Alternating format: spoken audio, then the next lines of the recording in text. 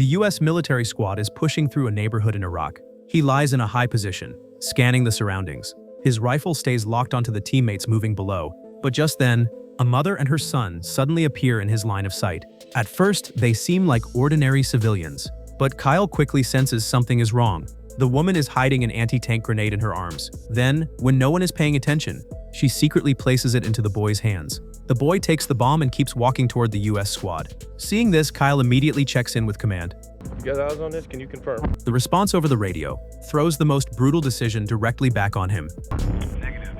You know the ROV. If he gets it wrong, an innocent child will die. If he doesn't shoot, his teammates below could all be blown up. Kyle's finger tightens on the trigger. In that moment, time seems to slow down. In the end, his instinct to protect his team overpowers his fear of taking a life for the first time. But even worse, the mother doesn't run. Instead, she rushes forward to grab the grenade from the ground. Kyle has no choice but to fire again. A split second later, an explosion tears through the street corner. His teammates on the radio sound relieved and praise him. But Kyle looks at the bodies of the woman and the child. There is no expression of victory on his face. This was his first kill. No adrenaline, no glory, only a truth he will never forget. To justify it to himself, he remembers the 3 types of people his father taught him as a child. His father said there are only 3 kinds of people in the world: sheep who are easily preyed upon, wolves who are violent and ruthless, and sheepdogs who stand between the flock and danger. So Kyle has always believed he cannot be a sheep or a wolf. He has to be the sheepdog who protects others. In his eyes, the squad below is the flock that must be protected, and those who hand bombs to children are the wolves that must be eliminated. But the battlefield quickly teaches him something else. Real wolves don't stand out where they can be identified. They hide in the streets. They hide among civilians. One night, during a mission, an enemy sniper suddenly opens fire. One of his teammates is killed instantly. Kyle is a highly skilled sniper, but he can't even locate where the shot came from. The helplessness of watching his teammate die for the first time shatters his confidence. Soon after, new intelligence arrives from the military. Zarqawi, a deputy of international terrorist Osama bin Laden, may be operating in an Iraqi residential area. Zarqawi is one of the military's top targets. If his location is found, it could lead to the collapse of the entire attack network. The squad is ordered to search house by house. In one house, they find suspicious clues. After questioning him, the man seems to know Zarqawi's whereabouts, but he refuses to take the risk for free. He demands $100,000 upfront, because if he helps the US military, he and his family will be targeted in retaliation. The next day, the squad heads toward the Sheikh's house with the money, but as they approach, the driver is shot in the head. The enemy sniper Mustafa appears. He hides at long range, killing US soldiers, and also targeting anyone who helps them. The squad immediately takes cover, but another soldier is still picked off. Kyle and his teammate take cover inside a building, using reflections in a mirror to estimate Mustafa's position. At the same time, the Sheikh and his son are captured by terrorists. But the moment he reaches the rooftop, Mustafa already has him in his sights. Even worse, there is a chained attack dog on the roof. Kyle is trapped on all sides, unable to complete the rescue. In the end, the Sheikh and his son are executed in public.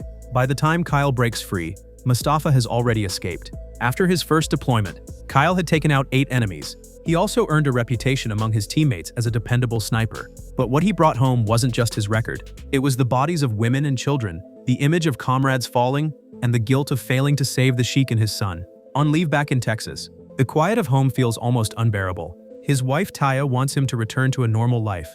But even sitting on the couch, his eyes are constantly drawn to the news on TV. The war is far away now, but his mind is still stuck in Iraq. Even with his wife recovering after childbirth, Kyle still chooses to go back to the battlefield. In his mind, his family is at least safe here.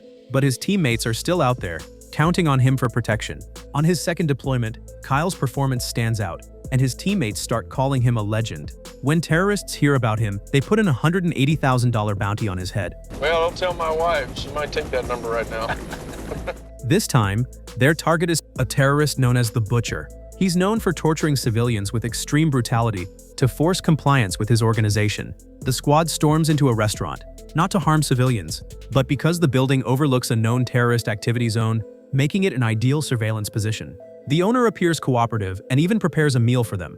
But during the meal, Kyle notices the man's elbows are worn and shiny. As a sniper, he knows exactly what that kind of wear means. It usually comes from long hours lying prone with a rifle. To confirm his suspicion, he excuses himself to the bathroom, then searches the house. Sure enough, he finds a hidden compartment under the floor. Lifting the metal plate reveals a stash of weapons. Kyle immediately restrains the homeowner, and gives him two choices: either face an Iraqi court or cooperate to earn redemption.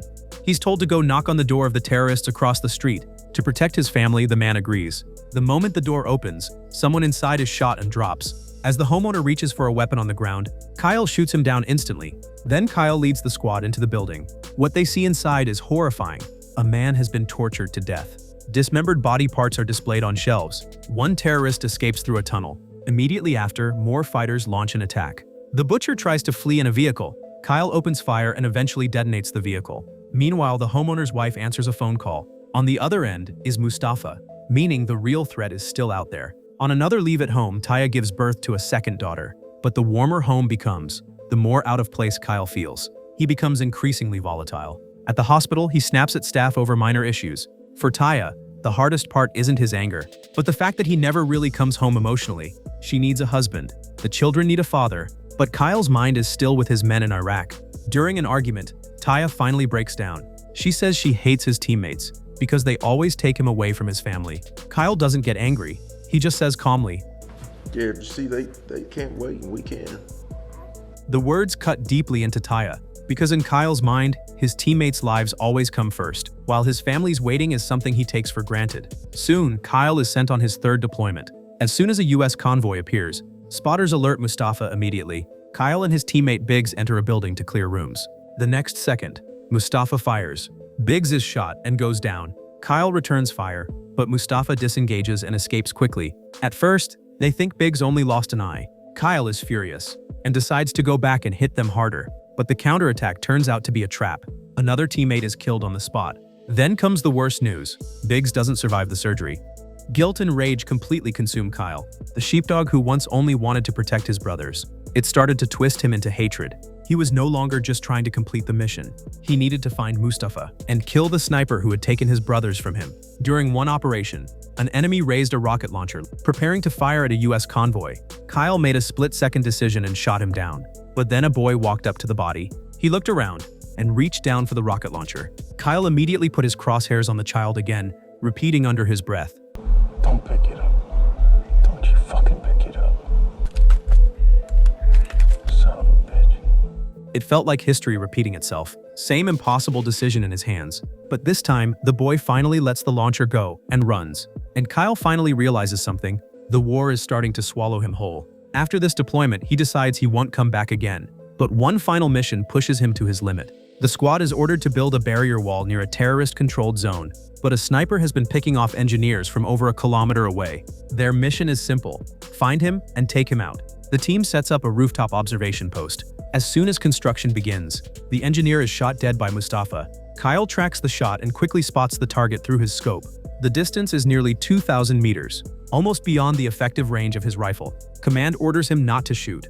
Firing would give away their position, and reinforcements are still 20 minutes out. But if he waits, Mustafa will disappear again. All the rage he's carried, everything weighing on him, is now locked into that crosshair. His teammate simply tells him, "Only take the shot if you're sure." Kyle keeps his eyes on the target and whispers, Aim small, miss small. He pulls the trigger. The bullet travels an impossible distance and hits Mustafa. The shot ends his revenge, but exposes the entire team's position. Within seconds, enemies swarm in from every direction. They're trapped in the ruins, waiting for backup that won't arrive in time. Amid the gunfire and blowing sand, Kyle finally calls his wife Taya. For the first time, the man who never breaks falls apart completely. I'm ready. I'm ready to come home.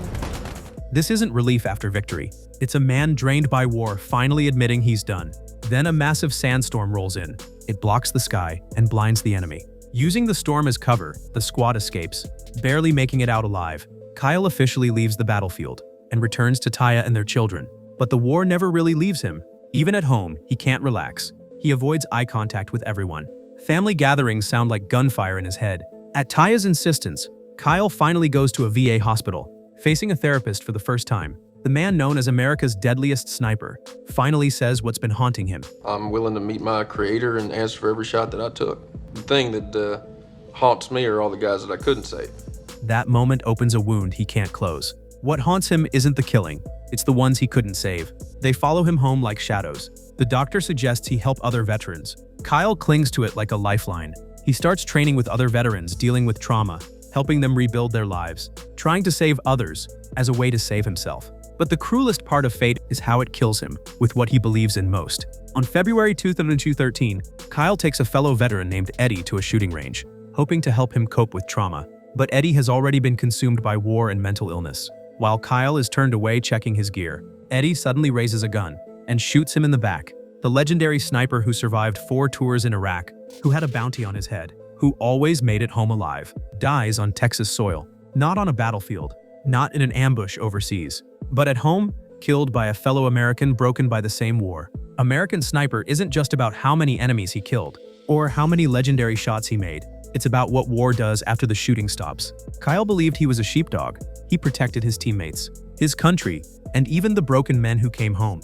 But no one told him sheepdogs bleed too. They break, they fear, and they carry guilt that never leaves. Kyle saved many lives, and couldn't save many more. His story is a harsh reminder. A hero isn't someone who never breaks. It's someone who breaks and still tries to pull others out of the dark. But even heroes like that still need saving too.